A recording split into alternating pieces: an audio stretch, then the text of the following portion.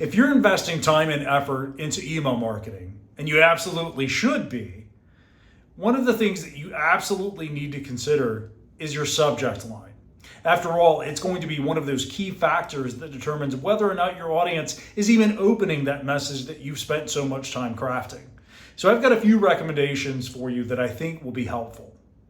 First and foremost, you have to remember that a lot of your audience members may be opening your emails on mobile devices. And mobile devices being smaller, there's only so much real estate in which to cram in multiple messages and multiple subject lines.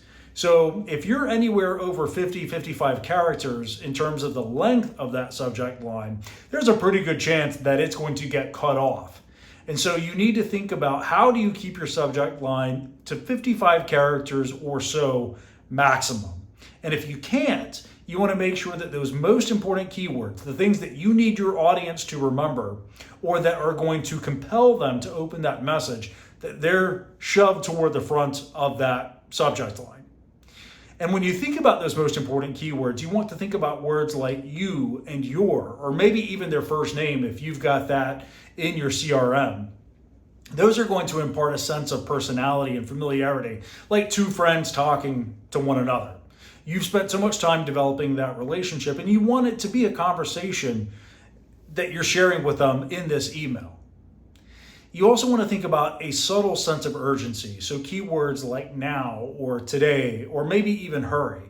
You want to avoid being overly spammy in the words that you choose, but you do want to, as you're imparting that sense of familiarity, also imparting that sense of urgency to say, hey friend, there's some real value today if you open this message now.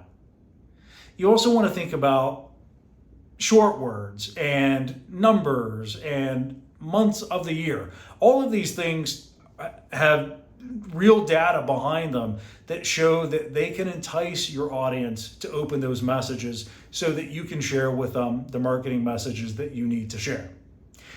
I'm sure you've got a lot of questions, and it can be a really deep conversation going into all the best practices of email marketing. So go ahead and plug those questions or thoughts or comments down in the comment section below. I really would love to read through those and to offer any feedback or answers that you may be wondering about. Otherwise, I'll see you in my next video, but thank you so much for watching today, and I hope that you have an awesome day yourself. Take care.